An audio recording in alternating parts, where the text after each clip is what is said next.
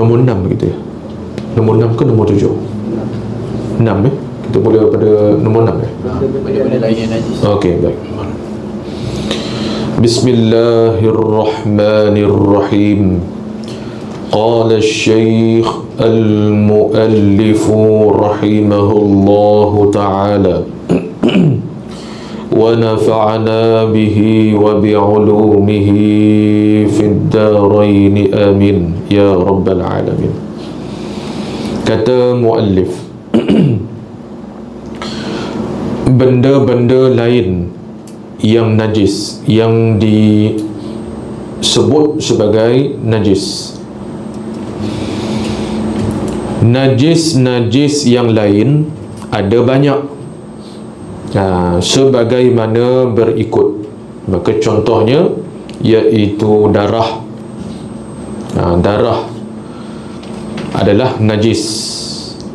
Nanah, danur. Danur ni apa? Danur ni adalah air yang keluar daripada mayat. Air yang keluar daripada mayat, ataupun ya biasanya sebut mayat lah air danur ni. Kan contoh ni kalau jenazah tu kan meninggal, contohnya dah lebih daripada apa ni, sehari 2 hari kan, ada keluar air tu, air tu dengan danur. Peluh mayat. Peluh mayat. Peluh. Peluh bukan. Dia air danur tu maknanya dia maknanya memang busuk lah. Tu air danur tu. Air apa? Air mayat lah. Tapi kalau peluh pada mayat, yang kita tengok mayat jenazah berpeluh, itu tanda husnul khatimah, kematian yang baik. Jenazah kalau kita tengok dia peluh kan, dia pakai peluh dekat ni, cam dekat pada dahi, peluh. Nampak peluh lah kat dahi, biasa kat situ. Maka tu tanda husnul khatimah. Orang tu mati mendapat husnul khatimah, pengakhiran yang baik. Tu tanda dia, sebut oleh dalam kitab begitu. Yang tu bukan air danur yang dimasukkan. Jadi air danur ni air, kalau lain istilah, air kuman lah, yang keluar daripada mayat yang belum diselenggarakan dalam tempoh yang lama. Itu dia. Masuk juga macam binatang kan, bangkai binatang kan. Walaupun binatang tu suci macam kucing lah, jadi dah apa tu dah berulat, kadang-kadang ada air tu keluar tu, jadi air danur dia bagi, maka dia najis.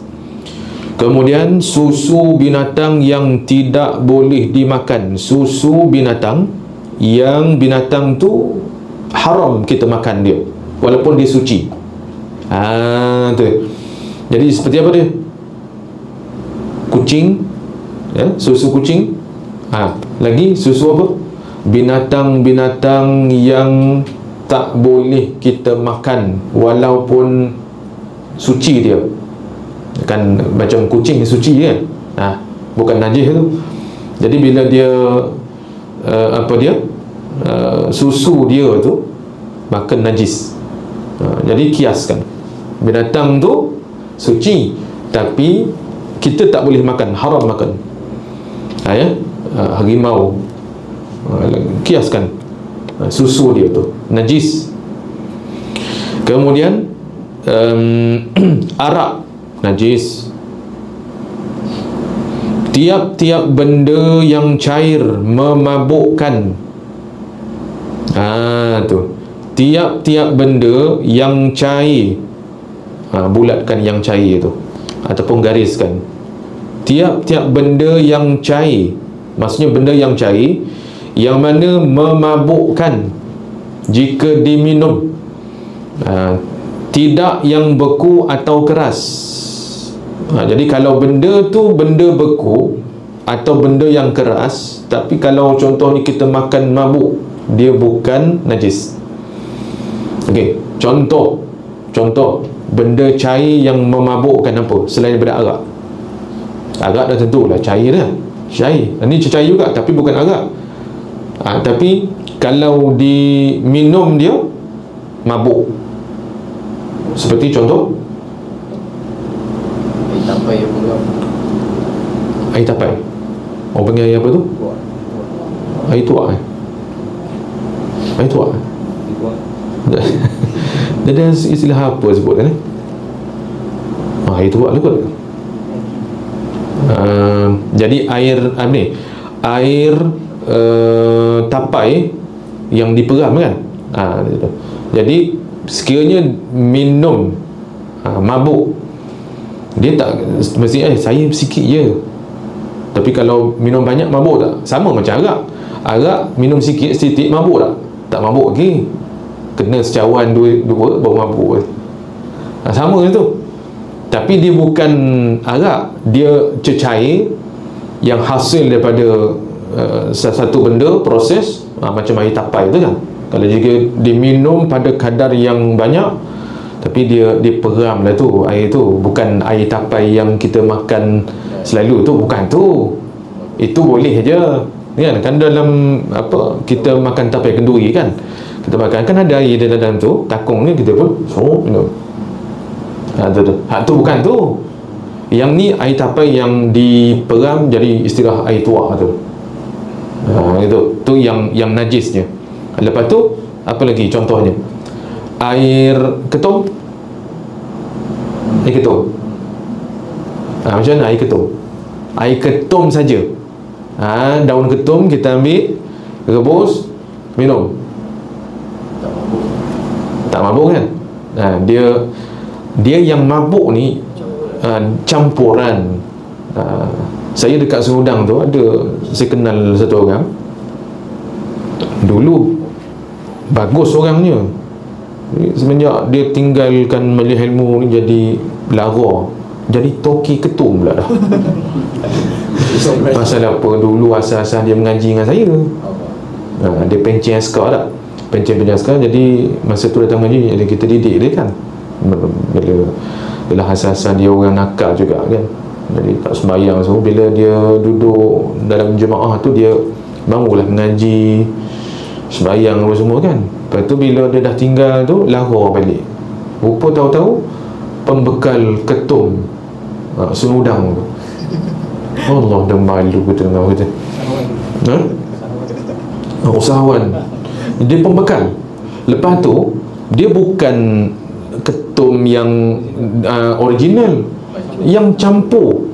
Sebab ada orang bagi tahu saya, sebab dia tahu saya pernah mengajar dia kan. Dia kata, "Ustaz tahu anak mu Ustaz jadi apa?" Tak tahu jadi apa. Pembekal ni apa tu, kalau Serudang ni dia pembekal nombor 1 ketum saja ke? Tak, campur. Disebut campur apa dia, ubat nyamuk lingkaran tu, ubat nyamuk lingkaran tu, tumbuk campur antara bahan campuran. Lepas tu ubat batuk mentol ni, kaca ni kan, tumbuk campur. Lepas tu ada disebut, bang saya pun tak kerti nak sebut. Jadi kesan dia apa dia? Sama, dia panggil steam. Steam mabuk lah tu, mabuk khayal. Tu lah. Jadi hak tu najis. Kalau air ketum semata bukan najis. Jadi maknanya sebab tu yang kata ketum haram tu, itulah dia penyalahgunaan. Asal dia tidak. Tu sama macam daun ganja ya. Daun ganja tu najis tak? Daun ganja tak najis. Pasal apa dia bukan najis? Pasal dia bukan cecair, dia daun. Tapi bila daun ganja tu disalahgunakan, contohnya dia rebus ke apa ke, lepas tu campur-campur, sama dengan macam konsep daun ketum tadi tu. Bila tujuan dia untuk memabukkan khayal, maka dia jadi najis. Lepas tu kiyah lagi lah. Gitu. Baik, ala kulli hal. Jadi lagi anjing, babi, khinzir lah tu. Kacukkannya, yakni kacukkan bagi kedua, anjing dan babi. Dan segala bangkai semuanya najis kecuali bangkai manusia, ikan dan belalang. Hak ni tak najis. Ingat, okay? Segala jenis bangkai najis, tolak apa dia? Bangkai manusia, ikan dan belalang. Sebab tu ikan bila naik ke darat, dah mati, halal dia dimakan. Tu, dan tidak melalui sembelihan. Tu dia. Jadi segala ikan di laut, di sungai, halal bangkainya. Kedua belalang halal. Bangkai manusia maksudnya manusia yang meninggal dunia, bukan kategori najis. Tapi kalau bangkai semut, najis. Lalat, najis, walaupun dia tidak berdarah sekalipun. Kita sebut pada kuliah lepas kan. Tu. Sebab tu kalau benda-benda kecil yang tidak berdarah, jenis binatang yang tak berdarah, kalau dibawa, bukan kita bawa, maksudnya dia ada pada pakaian kita atau tubuh kita, ya, dan memang nampak jelas, maka hukumnya najis. Kita menanggung najis, tidak sah sembahyang kita. Baik, kalau semut seekor je duduk dalam poket, kalau ditilik-tilik, semut yang paling halus sekali, semut apa tu? Semut mayat dah. Mati, halus je, duduk celah-celah poket tu, tak memungkinkan langsung kita nak nampak dia. Maaf pada syarak tu. Dengan syarat maksudnya tak mudah kita nampak dia lah. Kalau kita tengok dalam poket pun tak ada apa-apa, pasal halus sangat. Itu baru dimaaf pada syarak. Tapi kalau kita selak nampak lagi semut tu, maksudnya semut yang besar sikit lah, saiz dia besar sikit, nampak, ataupun lalat, ataupun nyamuk, ataupun kumbang kecil-kecil tu, kita nampak lepas sembahyang dia nampak, maka i'adah balik sembahyang tu. Yang tu tak sah. Tapi kalau semut, lalat dan seumpamanya jatuh dalam air, jatuh dalam air dengan syarat dia jatuh sendiri, bukan kerana perbuatan kita, maka tidak menajiskan air itu, dimaaf pada syarak. Walaupun bangkai itu sendiri najis, tapi bila masuk dalam air, kes air ada, tidak menjadikan air itu mutanajis. Tapi kalau kita bawa dalam sembahyang, tanggung dia, maka dikira menanggung najis. Dalam bab menanggung dalam sembahyang tak dimaafkan benda yang tak berdarah ni. Kalau jatuh dalam air, contoh air ni, masuk nyamuk, mati nyamuk tu, jadi kira apa? Nyamuk tu bangkai lah, bangkai najis tak? Najis. Tapi bila dia masuk dalam air ni kerana bukan perbuatan kita, tapi kerana dia tersalah landing, masuk dalam air, mati. Jadi tidak menajiskan air itu. Hukum air itu masih lagi suci, menyucikan. Dalam bab air dimaafkan pada syarak. Pasal apa? Alasannya, hujahnya kena sukar memelihara daripada demikian itu. Tapi kalau dalam bab sembahyang tak dimaafkan. Pasal apa? Mudah, adat kata mudah nak pelihara daripada demikian itu. Sebab itulah saya sebutkan sebelum ni, kalau kita nak sembahyang, biasakan tengok tapak kaki, sama ada terpijak dia najis ke, ataupun bangkai yang melekat, dah mati melekat pada tapak kaki kita. Biasakan begitu. Sebab apa? Tak sah sembahyang kalau ada. Jadi jadikan, kita panggil apa dia, adat kebiasaan kita, cek tapak kaki. Pasal kita jalankan, kita tak sedar kita bijak apa kan kadang-kadang. Jadi sebab tu bila nak sembahyang, walaupun kita dah wuduk, naik ke masjid kan, tengok, kena amal gitu, cek, tengok tapak kaki kita. Kalau ada, kita boleh sucikan dulu sebelum sembahyang kan. Tu dia, wuduk tak batal. Tapi kalau kita menanggung dia tu, bila kita dah bagi salam, tengok tapak kaki, ada lalat mati pula dah. Kita memang yakin, memang sebelum sembahyang lagi, pasal nampak cara melekat tu, memang apa dia tak tanggal begitu-gitulah. Nah, kena guna tangan juga tanggal. Maksudnya memang kita dah pijak daripada sebelum sembahyang lagi lah. Tu kena sembahyang balik lah. Pasal dia kira menanggung najis. Okay? Sebab tu amalkan. Tok Guru pesan lah, jadikan amalan, bukan amalan apa, supaya nak mengelakkan daripada menanggung najis yang tidak mensahkan sembahyang kita. Kena jadikan kebiasaan. Kemudian habis itu. Kemudian bahagian najis, kategori ataupun pembahagian najis pada hukum syarak. Pada hukum syarak. Yang ketujuh, najis-najis itu pula dibahagikan kepada 3 bahagian. Yang pertama, najis namanya mukhaffafah. Arti mukhaffafah yang ringan. Baik, apa makna yang ringan tu? Ringan tu maknanya apa?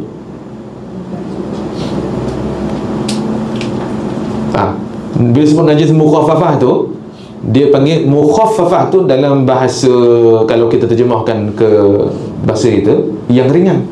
Mukhaffafah kan, yang ringan. Apa makna yang ringan tu? Ringan tu nak faham sudut mana. Yang kata ringan tu berkait apa yang ringan? Najis tu ringan kot, bukan? Jadi apa makna yang ringan? Cara menyucikannya senang, begini ringan. Sebab dia panggil mukhaffafah, yakni cara menyucikan najis tu tak susah, very simple. Jadi sebab tu dia panggil mukhaffafah. Faham tak? Gitu. Apa dia? Iaitu air kencing kanak-kanak lelaki sahaja. Kanak-kanak perempuan terkecuali, tak masuk. Itu dia. Air kencing kanak-kanak lelaki sahaja, ini tambah sahaja. Yang di bawah umur 2 tahun. Umur 2 tahun. 5 tahun tu tak ada dah. 5 tahun tu dah makan macam-macam dah, urin apa semua dah masuk.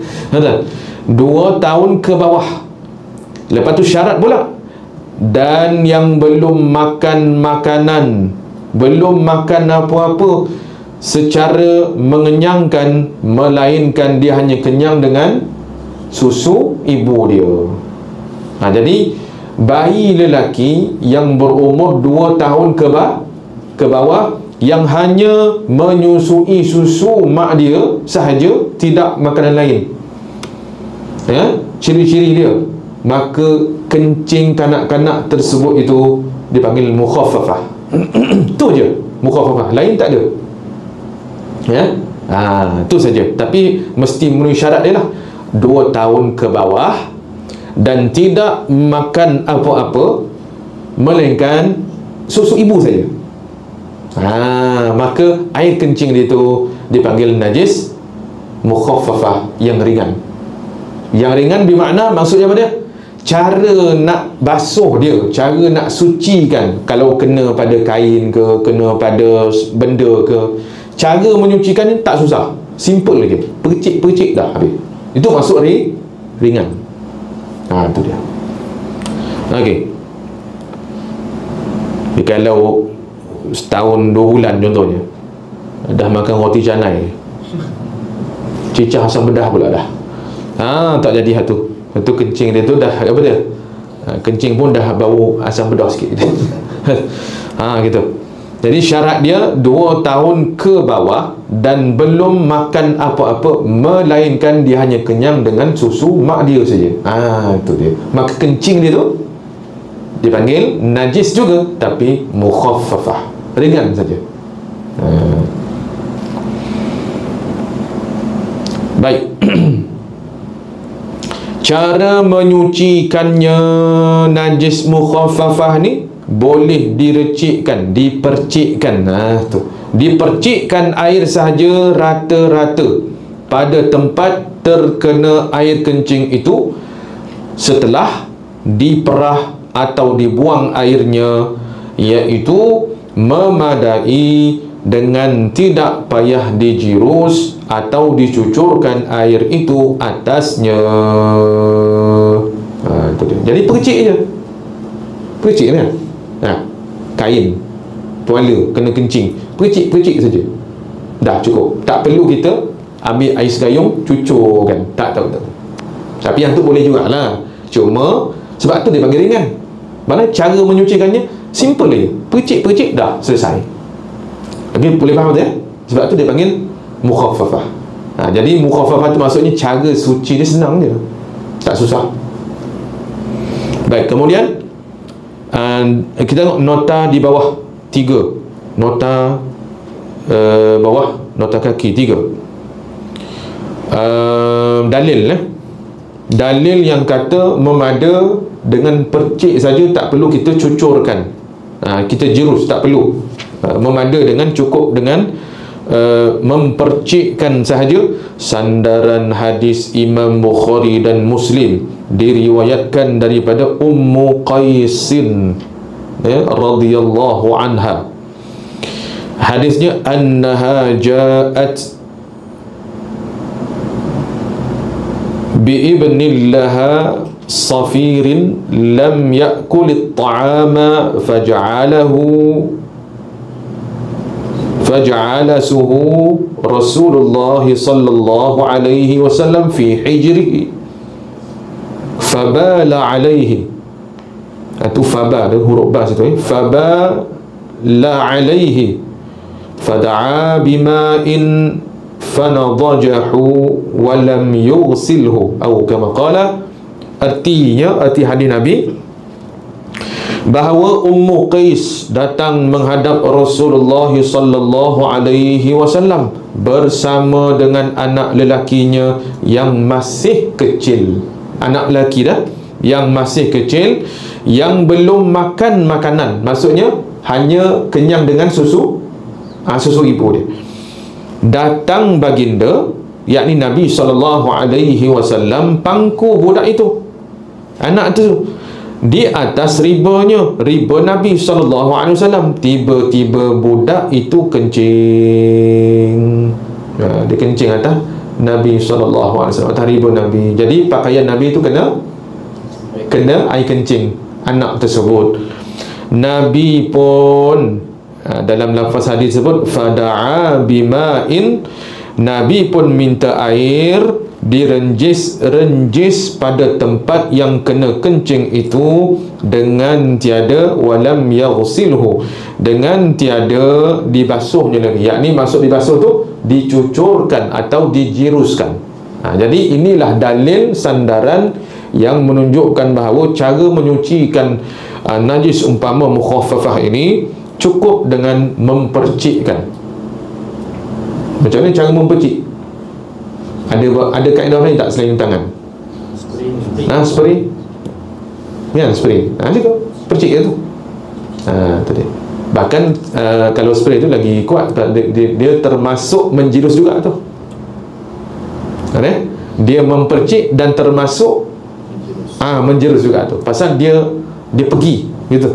Kan? Macam ibaratnya kita kalau pipe dia punya kuantiti dia tu lebih besar lah. Yang ni kaedah dia sama je macam kita buka pipe kan. Ni kita spray je, dia pergi tu macam kaedah air pipe juga, ataupun macam kita jirus. Macam tu kaedah dia. Sebab tu kalau kita guna spray, dikira mempercik dan termasuk juga kategori menjirus.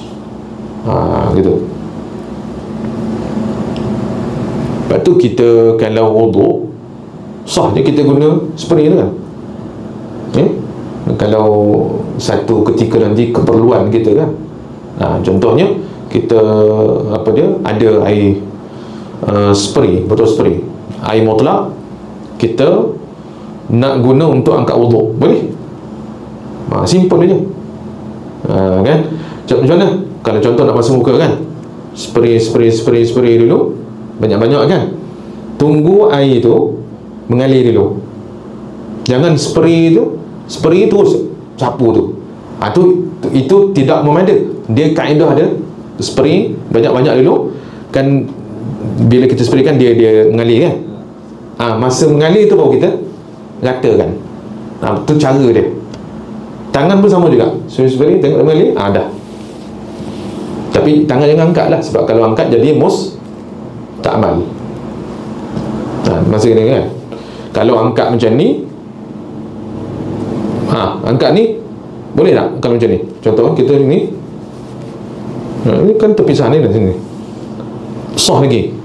Dia yang kata mustakmal ni bila terpisah, terangkat kan. Sedangkan belum rata lagi, maka kalau dia sapu lagi, maka sebenarnya dia mustakmal. Basuhan yang wajib lah. Kalau belum rata nak, jangan angkat. Sebab tu kalau kita basuh tangan pun gitu, jangan angkat. Sebab kalau angkat ni tercerai, maka dipanggil yang sini mustakmal. Kalau dah sempurna basuhan, kita angkat apa dah, pasal dah rata dah kan, kita sekali lagi pun tak ada apa dah, pasal dah sah dah. Yang kedua sunat, yang ketiga sunat. Tu tak jadi mustakmal dah. Yang mustakmal tu hanya basuhan wajib saja. Tu nanti kita detailkan pada cara wuduk dan mandi nanti. Bab fiqh ni silap sikit, batal ibadat kita. Baik, kemudian muka surah 4.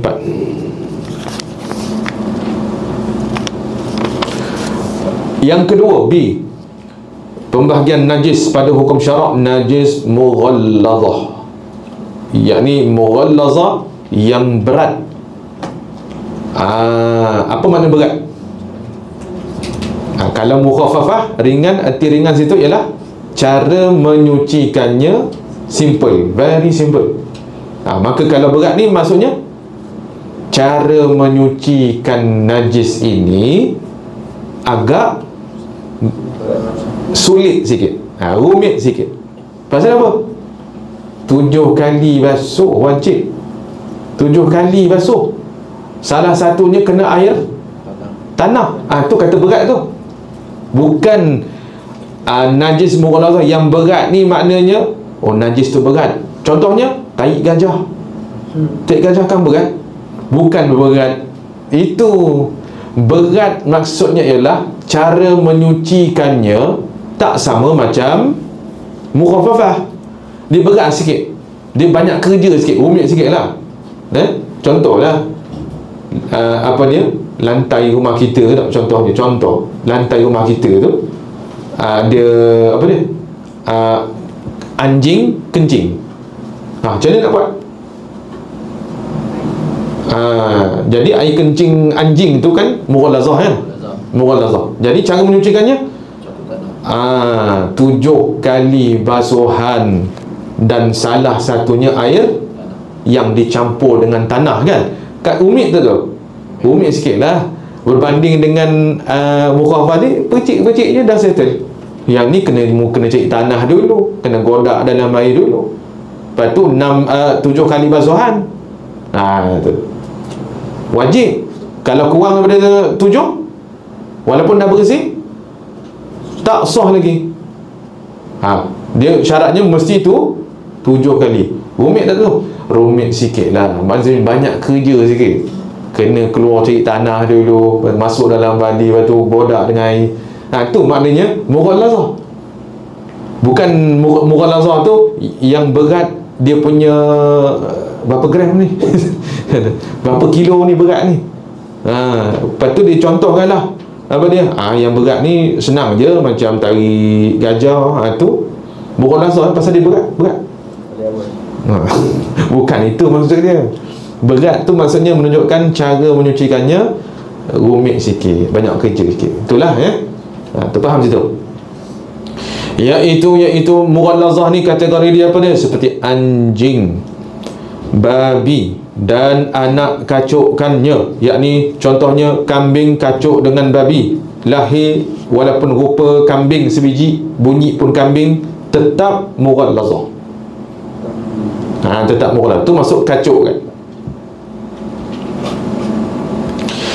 Kemudian jika seseorang terkena anggota badannya atau pakaiannya dengan darah binatang itu.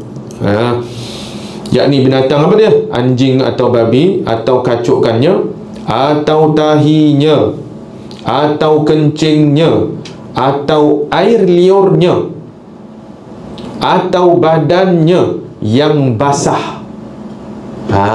Yang basah, sama ada badan dia basah ataupun tangan kita basah, terpegang oleh dia.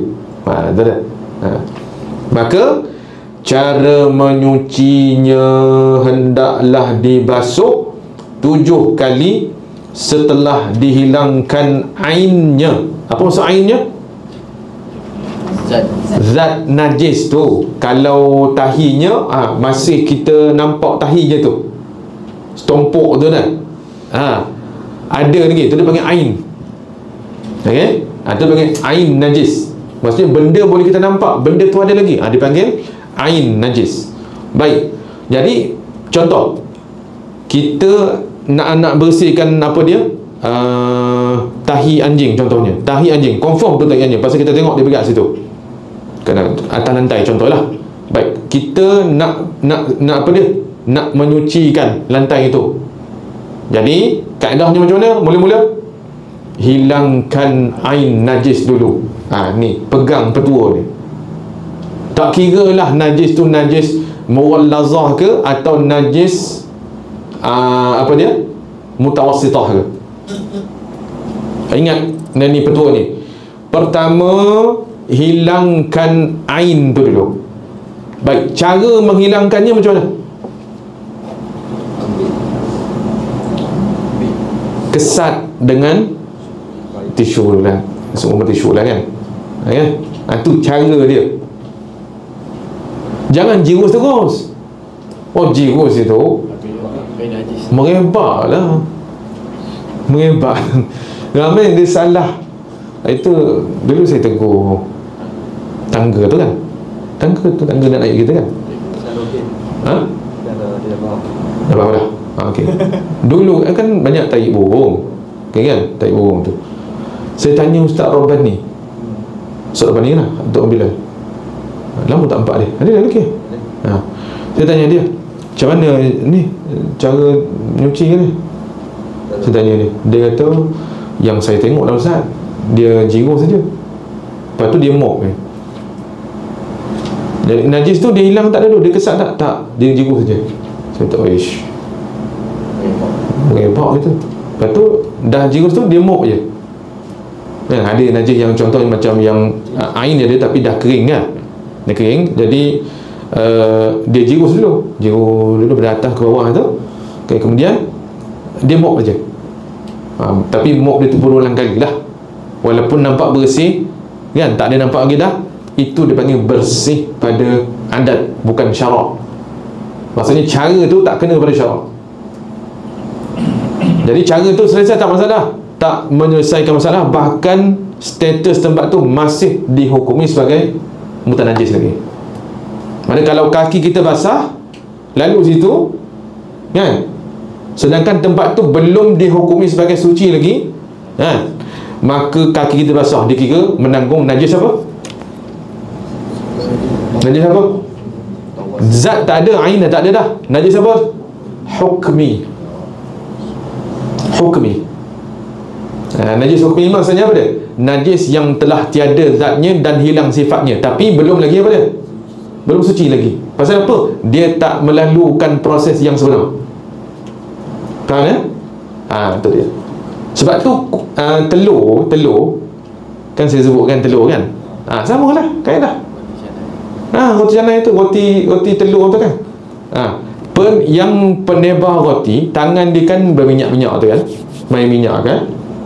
Jadi bila orang order roti telur, tangan dia kan basah tu kan, minyak kan, kira basah lah tu, walaupun bukan dengan air. Jadi telur tu yang dia pegang tu, telur tu kalau tak dibasuh, dia ada najis apa? Walaupun apa dia tak ada dah dipanggil dia punya tai ayam, tak nampak lagi dah. Apa najis apa yang ada pada kulit telur ayam tu? Kat kulit dia lah, bukan dalam tu okey je. Kat kulit tu dipanggil najis hukmi. Jadi kalau tangan penimpa roti tu basah kan, dia pegang, okey, tak apa lagi lah, tangan dia je yang najis. Najis apa tangan itu? Hukmi. Masalahnya dia pergi nak tebak roti tu, telur tu kan dia pecah-pecahkan tu, lepas tu kan dia nak ratakan telur tu. Itu orang yang roti telur tak ayam. Jadi orang yang makan tu walaupun taklah rasa tak ayam, tapi sebenarnya dia memakan najis hukmi.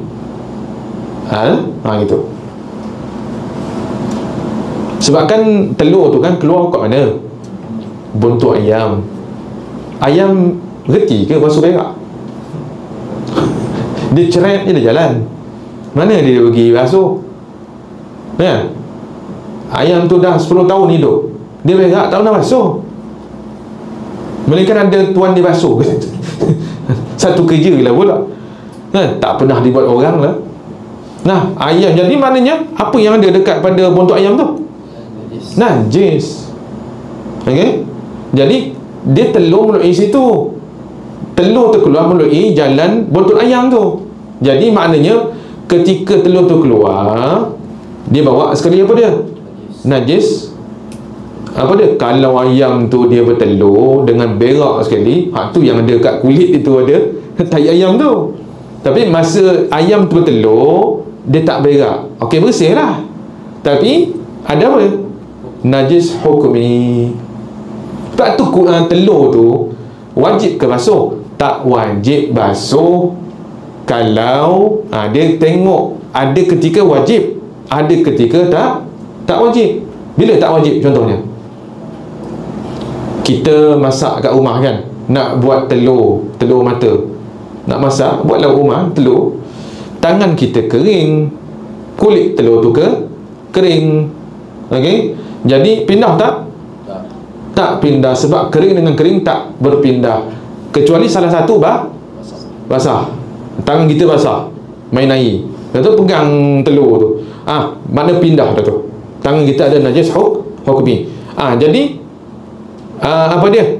Jangan kau pegang lah sesuatu yang boleh orang makan.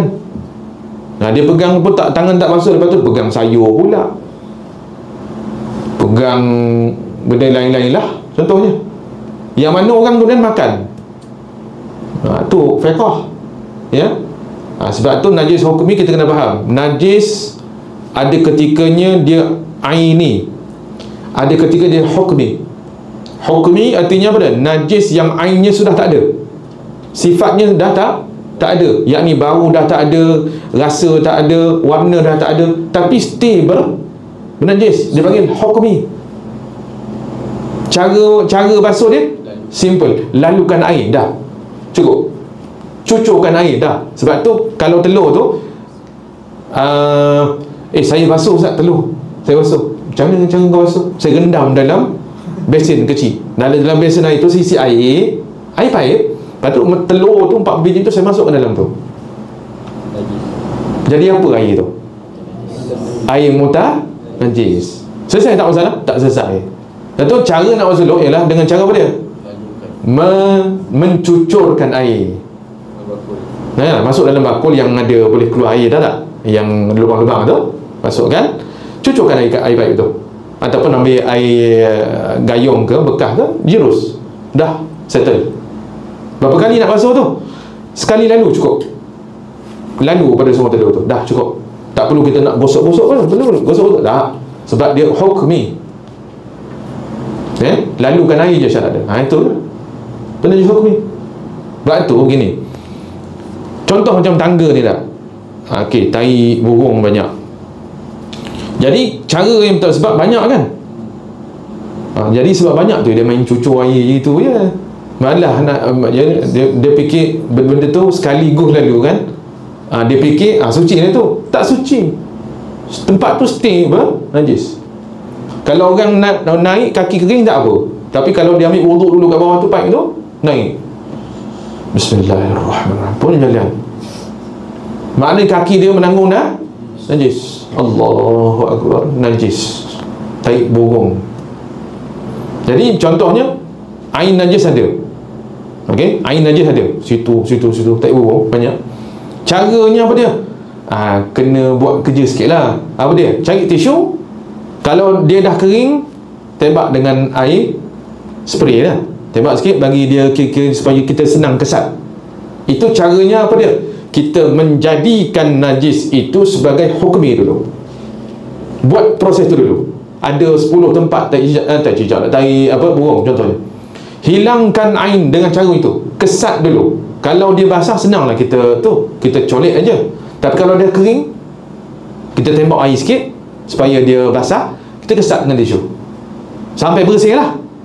Okey, kemudian suci tak lagi tempat tu? Belum. Kita hanya baru menukarkan daripada status aini kepada hukmi. Jadi bila dah jadi hukmi, senang cerita, bawalah kau cucukkan air, suci. Faham tak? Kucing kita berak dekat kapet rumah kita, Allah, tumpuk tu kucing, kapet pula tu. Kita pun cara macam mana kita buat kalau kapet? Kalau tak kerti fiqah, dia ambil kapet tu, dah 1 hari kerja menghadap kapet aja, bawa dulu keluar, cucurkan air, basuh semua kapet. Padahal kucing tu berak setempat je, kapet tu besar. Dia bawa, minta tolong 3-4 orang tolong angkat kapet tu. Nak gulung tak boleh kan? Ada tarik kan? Jadi angkat begitu, bawa keluar rumah dulu, jegus, gosok, sudahnya 1 kapet engkau basuh. Itu namanya tidak menepati fiqh.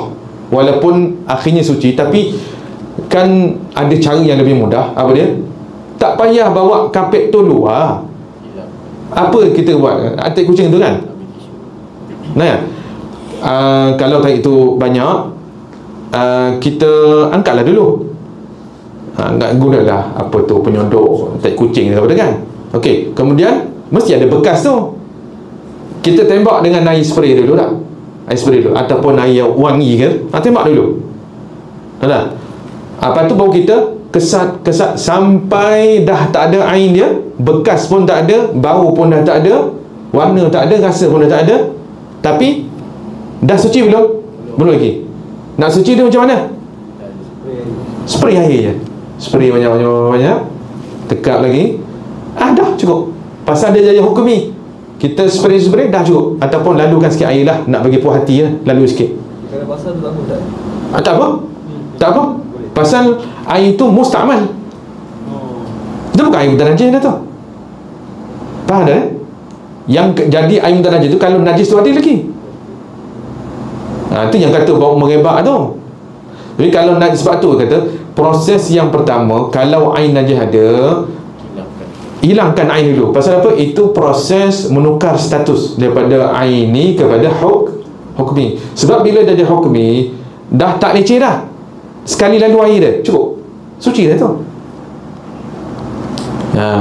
Kalau kes tarik kucing tu dah jadi hukmi, jegus sekali lalu, dah lah bersih lah. Tapi nak puas hati, dia pergi apa lagi, letak wangi dia pula macam tu kok pandai-pandai kau lah. Tapi dari segi syarak dah suci belum? Dah suci. Kalau kira hukum adat pula, tak puas hati nak kena Febris lah pula. Itu soalan yang penting dah suci.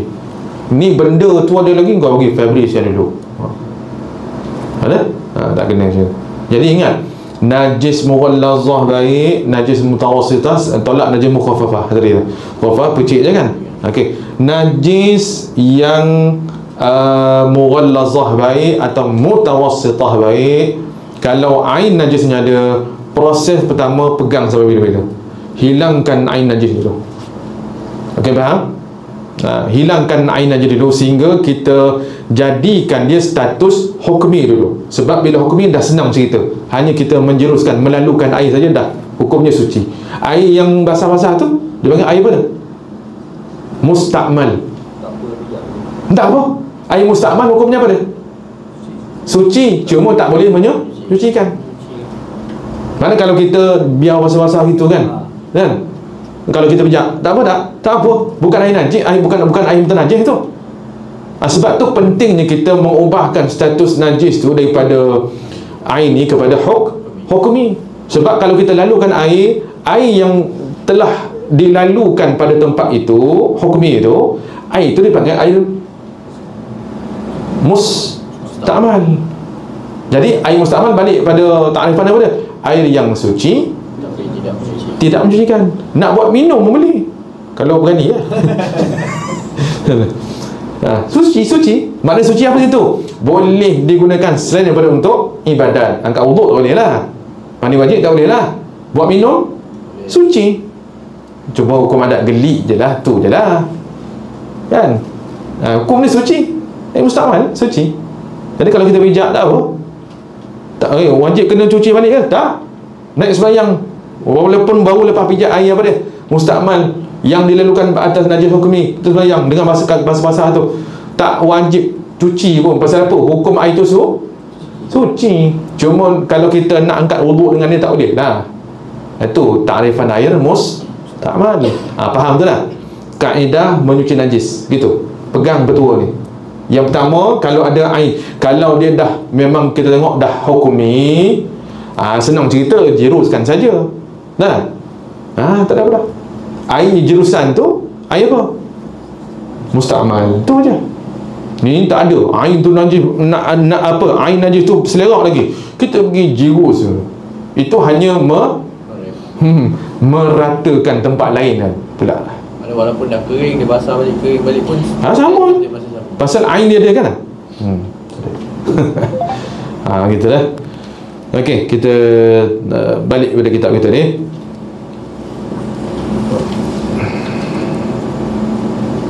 Maka cara menyucinya, yakni najis mughallazah, hendaklah dibasuh 7 kali setelah dihilangkan airnya.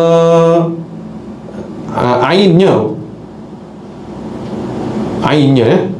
Tu dia tulis air dah. Quran tu ainnya. Jadi najis tu. Dengan menjirus yang pertama ditambah 6 kali jirus lagi. Satu daripada 7 jirus itu air yang dicampur dengan tanah. Tanah pula, tanah yang macam mana? Tanah banyak mana tanah tu. Ni pun jadi problem juga. Masa terjadi tu, berapa banyak tanah nak kena guna ni? Mari-mari pertanyaan gitu tak? Takut segenggam tak cukup. Segenggam boleh ke? Dia sanggup, dia WhatsApp, ustaz tanya. Tak apa lagi lah, okey lagi lah dia tanya apa, nak mengesahkan. Biar tahu dulu tanah tu sekadar ada saja, segenggam ke, apa dia, sikit ke, nak janji ada tanah. Makna bila kita masukkan keruh, air tanah lah tu. Tapi pastikan janganlah tanah yang ada najis pula, kan? Najis tak boleh lah. Syaratnya tanah yang suci. Tak okey lah tanah mana-mana pun. Ambil godak sikit, dalam setengah bali jerus, okey lah tu. Kalau macam pasir kita beri tanah. Ya, tanah dah tu. Pasir apa tu? Macam pasir sungai. Pasir sungai kalau dia kalau dia keruh, setelah kita godak dia keruh, okey, beres. Tapi kalau dia ada je pasir yang jenis air terjun tu, macam ni, tu tak jadi tu. Okey dah. Tapi kalau macam sungai Lu Gajah ke, itu keruh tu. Okey dah tu, okey tanah dah tu. Okey, beres. Kemudian dan ratakan di mana tempat yang kena najis itu, walaupun jika dikincahkan benda yang kena najis binatang itu ke dalam air yang keruh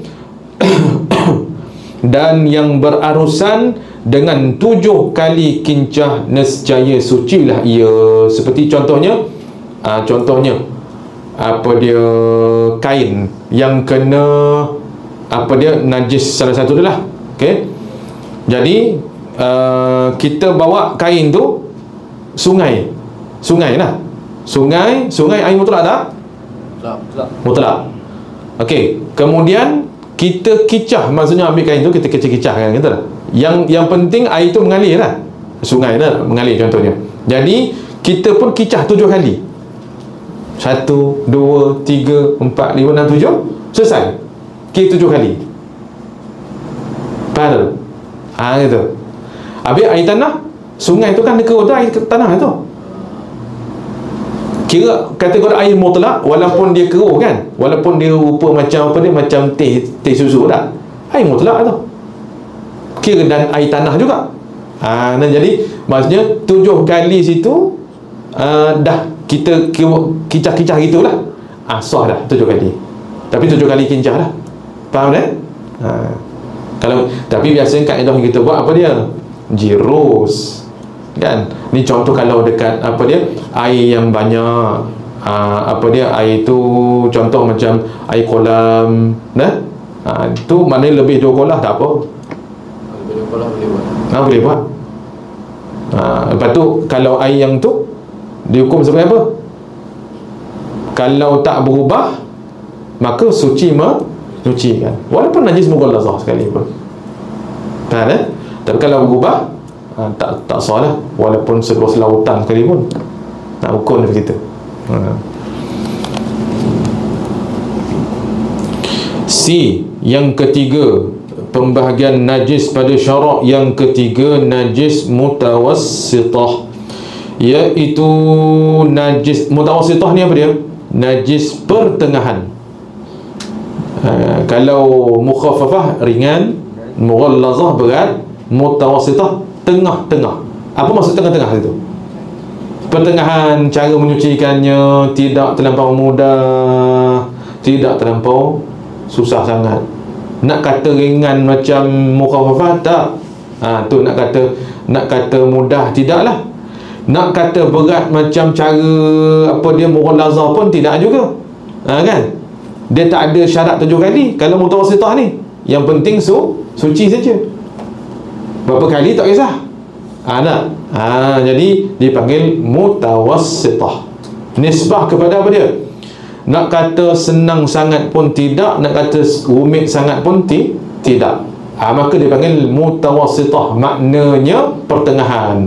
Cara menyucikannya tak susah sangat, tak mudah sangat, tengah-tengah saja. Itu dia. Najis mutawassitah iaitu najis yang lain daripada najis mukhaffafah dan najis mughallazah, sebagaimana telah dinyatakan di atas tadi. Baik, cara menyucikannya najis apa dia ni, mutawassitah ni, jika ada bendanya yang disebut ainiyah, najis aini lah tu, hendaklah dihilangkan bendanya itu, najisnya tu dihilang dulu, dan segala sifatnya, sifat najis tu, iaitu rasanya, baunya dan warnanya. Nampak? Kaedah ni macam saya sebut tadi tu lah. Hilangkan ain dulu, termasuk sifat-sifatnya sekali. Dia bilang begini, konsep dia, kalau kita hilangkan ain, automatik lah dia punya sifat pun terangkat sekali lah. Cuma itu proses daripada kita mengubahkan daripada ainiyah kepada hukumiyah. Okey?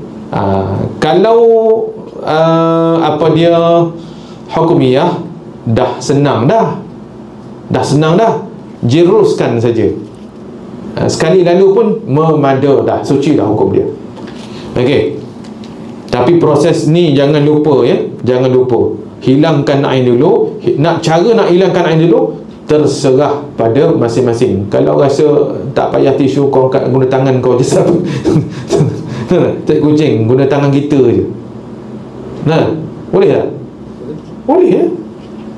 Cara menghilang tu cuma jijik sikit lah. Lazimnya kita pakai apa dia? Tisu atau kain buruk yang dah tak guna, memang kita nak buang dah, tak apa dah. Tapi mesti begitu? Tak. Kalau kita boleh angkat guna tangan kita, kulit kita ni, tak ada apa. Itu jijik je lah, gelik je, itu saja. Okey, baik.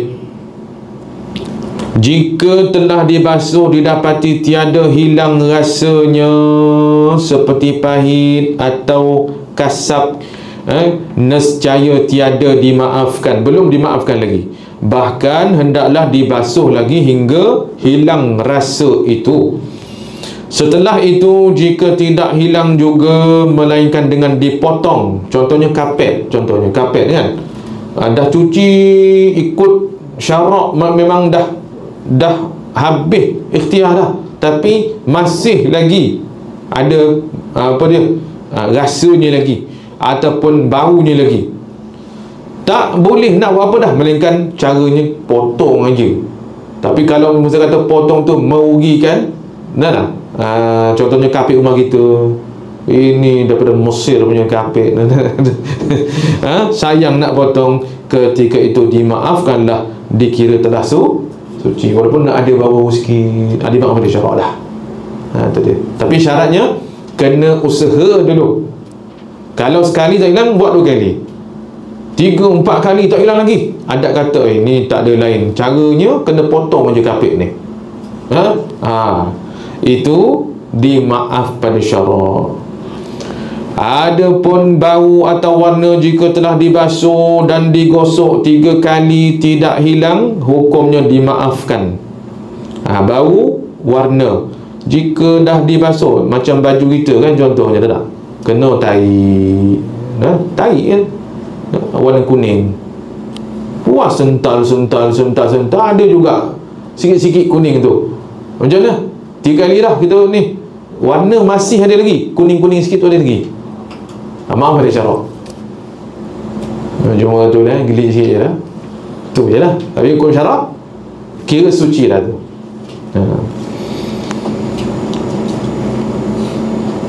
Maka jika najis itu sudah tiada ainnya dan tidak lagi sifatnya, maka dia panggil najis hukmiyah namanya. Seperti air kencing yang sudah kering pada kain dan hilang sifat-sifatnya, memadailah. Maksudnya memadai itu sahlah dengan dijirus air pada tempat yang kena najis itu. Tapi syaratnya hukmi lah.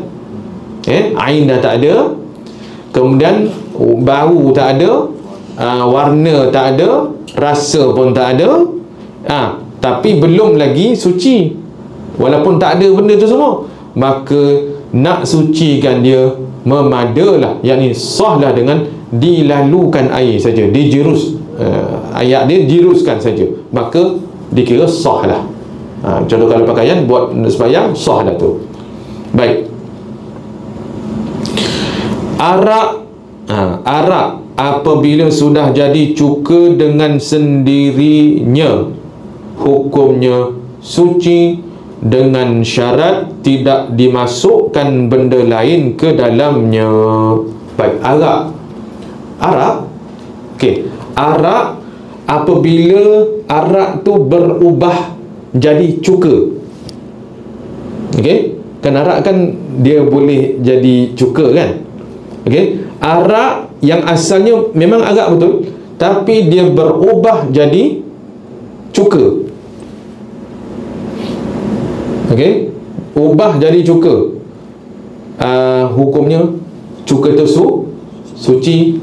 Maknanya boleh kita gunakanlah sebab ada makan, masak, tu cuka tu. Yang asalnya arak, tapi arak yang jadi arak daripada anggur lah, bukan arak yang kita beli tin tu, Kasbah tu, Tiger tu, tiba-tiba hak tu ubah jadi cuka, tu tetap najis tu. Ini arak yang jadi sebab peraman anggur kan. Dia kan arak tu kan memang daripada anggur kan. Kemudian arak yang jadi daripada anggur, kemudian arak yang jadi daripada anggur tu ubah kepada cuka, hukumnya suci. Masa dia arak tu jadi najis. Tapi bila dia berubah kepada cuka dengan syarat tidak ada dicampurkan, sepanjang perubahan daripada arak nak jadi cuka tu, kita tak campur apa-apa bahan. Contohnya kita campurkan satu supaya lekas-lekas jadi cuka. Cuka tu tetap najis. Tapi kalau dia berubah secara, dipanggil istilahnya secara semula jadi, secara alami kan, okey, kita tak usik apa-apa, dia berubah dengan sendirinya, maka hukum cuka tu adalah suci. Tapi cuka yang kita guna tu dalam botol tu, itu cuka buatan. Nikmat cuka yang jadi daripada asalnya arak. Okey, gitu. Jika ada benda lain di dalamnya, maksudnya dicampurkan dalamnya, nescaya tidak suci lah, walaupun dah berubah jadi cuka, bukan arak lagi, tapi hukumnya tidak suci, najis juga. Apabila suci cuka yang telah bertukar daripada arak itu, maka tempatnya ikut sama suci. Kalau dalam bekas tak? Bekas tu jadi suci juga, tak payah kita basuh. Baik, peringatan cara membasuh tiap-tiap yang kena najis yang diiktiraf oleh syarak ialah dengan dicucur atau dijiruskan air yang suci ke atas benda yang dibasuh. Orang sebelah utara menyebut air lalu. Disebut juga orang utara. Orang Melaka panggil apa? Jirus je. Orang Melaka, lorak Melaka, apa tu? Jirus saja dia. Orang Melaka jirus je dia. Kalau orang utara, air lalu. Meskipun sekali lalu, jika tidak diperbuat begitu, yakni buat macam mana? Dilalukan air ke atas tempat yang kena najis tu, umpama dicelupkan benda yang kena najis itu ke dalam air yang sedikit. Apa makna air sedikit? Yang kurang 2 kolah. Kalau cam kan tu, kalau sebut air yang sedikit maksudnya kurang 2 kolah.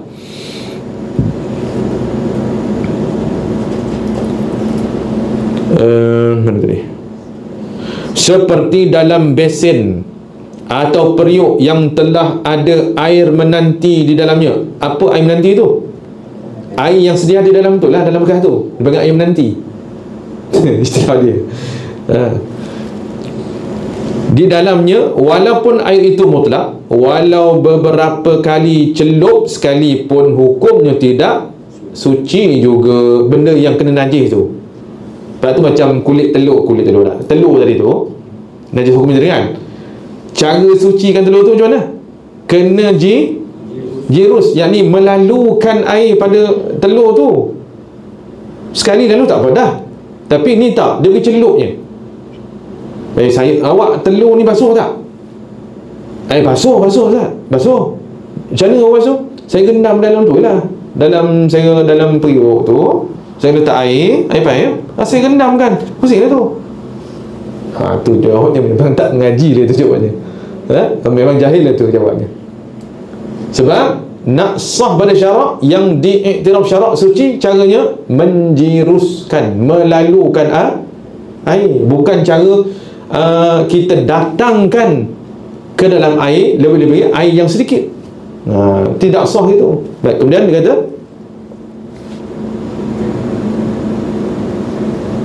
nota bawah 2, dia kata apa? Kerana bila dicelupkan benda yang kena najis ke dalam air itu, jadilah air itu yang najis. Dan air yang najis tidak menyucikan benda yang kena najis. Konsep ni kena faham, hukum ni kena faham. Ya. Sebab tu main celup-celup je, tak boleh itu. Kemudian tengok, hal ini mustahak, hukum ni mustahak diambil perhatian kerana banyak berlaku di kedai makan, di warung-warung dan sebagainya. Orang membasuh daging yang berdarah atau ikan atau sebagainya, ayam ke, dengan celup saja. Jadi apa jadi daging tu? Hukumnya apa dia? Najis. Lepas tu dia goreng kunyit. Nak makan apa bang? Saya nak makan nasi putih 1. Lepas tu daging goreng kunyit. Okey, Tulis. Sampai lagi kita makan, tak ada apa lah, kita tak fikir pun dalam dapur macam mana. Tapi nak katanya kalau orang tak ngaji fiqh, orang yang toke kedai tukang masak ni lah, kedai tom yam ke kedai apa tu, tak kira lah kedai mana-mana tu, asalkan kalau dia ni tak faham fiqh daging, dia keluarkan daging tak? Daging sekilo keluarkan. Dia apa dia basuh dengan cara apa dia celupkan saja. Lepas tu bila dah celup, mana nak guna ambil sikit, potong-potong, campak daging dengan kunyit. Apa hukumnya? Kita makan daging yang bernajis. Nampak? Sama ikan ke, dia main celup je, kan bersih ni. Dia bersih ni, tunjuk orang. Tu bersih pada kau, bersih pada syarak. Yang diiktiraf syarak, caranya macam mana? Lalukan air. Caranya lalukan air, bukan celup. Kalau celup air apa dia, 2 kolah atau lebih, boleh lah, sah lah, sebab air banyak. Ni celup dalam apa dia, baldi, besen kecil, periuk kecil, ada air, walaupun air mutlak, kau celup. Bersih dah ni, masak. Hukumnya najis. Jadi hari ini itulah yang berlaku realitinya. Kalau tak mengaji fiqh, Rasul kata tu, dia basuh kencing berak untuk tak bersih pun. Dia cebok tak bersih, lepas tu pegang sayur dia, pegang itu dia, pegang ini, buat kacau air dia. Kita semua masuk perut kita. Itu jadi malah mengaji. Jadi benak. Tak? Itulah punca-punca dia. Sebab tu begini akhir zaman ni kita kena jaga sikit bab makan-makan ni, minum ni. Kena jaga sikit lah. Jangan tak jaga langsung. Kena ambil. Jadi nak jaga tu kena faham fiqh dulu. Ni boleh jaga kan? Itu dah. Apa pun ilmu lah. Jadi sehingga tuan pengarang kitab ni disebut istilah banyak berlaku. Zaman bila ni banyak berlaku ni? Zaman dia tulis kitab ni berapa puluh tahun yang lalu ada dah, sementara zaman ni zaman orang jahil melambat-lambat. Orang dulu-dulu ada juga mengaji dia, zaman ni 90% tak lepas fardhu ni. Banyak lah tu. Itu dia. Baik, sampai sini dulu insya-Allah. Kita sambung pada 2 minggu lagi insya-Allah baik, jadi kita akan datang, kita masuk pada bersugi menggosok gigi.